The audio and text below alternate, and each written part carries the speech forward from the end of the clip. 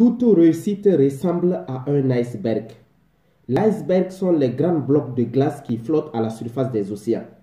Ce qui caractérise généralement les icebergs, c'est qu'on voit une petite partie à l'extérieur et une grande en réalité qui est sous l'eau.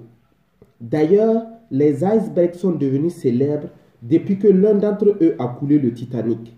Mais en réalité, toute réussite est similaire aux icebergs, dans le sens où, en général, quand quelqu'un réussit, ce que l'on voit de manière visible, c'est simplement son succès apparent. Et c'est ce que les gens envient. Ce que les gens ne voient pas, c'est tout ce qu'il y a comme travail derrière, tout ce qu'il y a en dessous de l'eau. Et j'aimerais aujourd'hui, au travers de cette vidéo, t'interpeller à faire le travail silencieux, le travail invisible, le travail difficile et peu rémunérateur. De quoi est-ce que je parle? Quand Usain Bolt bat par exemple le record du monde en athlétisme en courant en moins de 10 secondes, la planète est clairement en émoi devant la performance de Usain Bolt. Mais ce qu'on ne voit pas, ce sont les nombres d'heures, de semaines, de mois, de transpiration, de douleurs par lesquelles il est passé pour pouvoir aboutir à cette performance-là. En réalité, tout ce qui a de la valeur est en forme d'iceberg. Vous allez vous rendre compte que les choses qui ont beaucoup de valeur, ce sont des choses que l'on prend beaucoup de temps à bâtir et finalement que l'on peut juste voir émerger pour peu de temps. Dans le domaine des finances, par exemple, Dangote, d'ailleurs, aime bien souvent le dire. Quand les gens l'ont connu comme étant l'homme le plus riche d'Afrique, ça faisait 30 ans qu'il travaillait dans l'ombre. 30 ans qu'il était inconnu de tout le monde. Et le problème de notre génération maintenant, de la génération micro-ondes, c'est que quelqu'un veut se lancer aujourd'hui et 3 mois après, devenir une star de l'entrepreneuriat, devenir une star dans un quelconque domaine. La vérité est qu'il faut beaucoup plus d'années que ça. J'aime bien prendre l'exemple du bâtiment. Un immeuble, là où vous ne peut-être pas le voir, mais nos locaux sont ici dans un immeuble. Un immeuble qui a déjà un certain nombre d'années et un immeuble qui tient très bien. Et qu'est-ce qu'il fait qu'un immeuble qui peut avoir 100 ans, parfois tient très bien au final, et quelle est la partie la plus importante d'un immeuble? Bien évidemment, c'est la fondation. Mais qu'est-ce que vous remarquez de la fondation? La fondation est la partie invisible d'un bâtiment. Et pourtant, c'est grâce à elle que le bâtiment tient. C'est grâce à elle que le bâtiment résiste aux intempéries. C'est grâce à elle que le bâtiment résiste au fil des années à l'usure. Et pourtant, la fondation est invisible. Il en est de même en réalité pour tous ceux qui bâtissent et construisent de grandes choses. Au moment où je fais cette vidéo, il est 21 h. On est au bureau encore en train de travailler. Parce qu'en fait, j'ai tenu à faire cette petite vidéo parce que je me rends compte que beaucoup de gens voient juste un résultat et ne réalisent juste pas en réalité tout ce qu'il peut y avoir derrière chaque accomplissement qui peut être visible comme tonne de travail.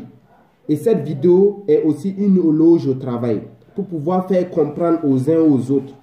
Si vous voulez accomplir de grandes choses, apprenez à travailler de manière secrète. Apprenez à travailler de manière discrète.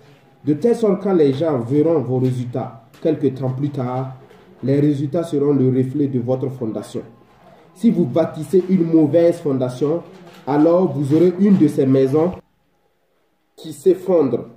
Vous savez, aujourd'hui au pays, on a de nombreuses maisons qui tombent. Des immeubles de 4 niveaux, des immeubles de 10 niveaux, même parfois qui s'effondrent. Et certains s'effondrent en emportant avec eux des vies humaines. Catastrophe. Pourquoi? Parce que quelqu'un n'a pas bien travaillé sa fondation. Et à mesure, et en même temps, d'autres immeubles peuvent faire 100 ans, 200 ans sans aucun problème. Et donc, la véritable question qu'il faut que tu te poses, c'est quelle est la fondation de ta vie? Qu'est-ce que tu es en train de vouloir bâtir? et comment est-ce que tu es en train de vouloir le bâtir.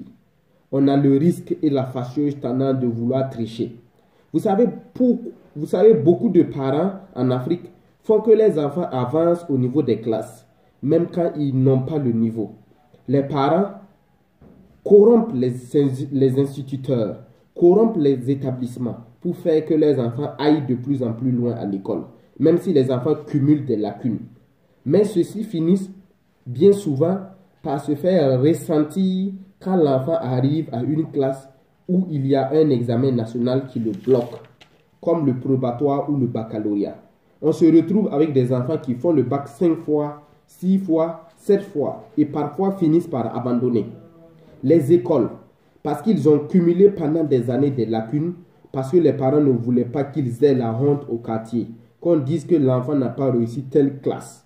Eux, au final, ils ont cumulé des lacunes qui sont devenues énormissimes dans leur vie, au point de les bloquer à tout point. Je fais cette vidéo pour encourager les uns et les autres à ne pas tricher. Ne prenez pas le chemin de la facilité.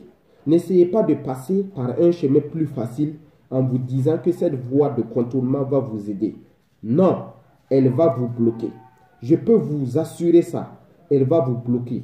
Par contre, retroussez-vous les manches, payez le prix du travail et parfois du travail solitaire, du travail en secret, du travail que personne ne voit. Et quelques temps plus tard, les gens verront les résultats. Faites ça. Je ne sais pas quel est votre domaine, mais consacrez-vous au travail silencieux.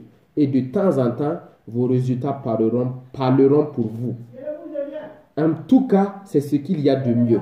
C'est ce que les champions font et c'est ce que je vous encourage à faire. N'oubliez pas de partager massivement la vidéo. Je vous dis à la prochaine les amis.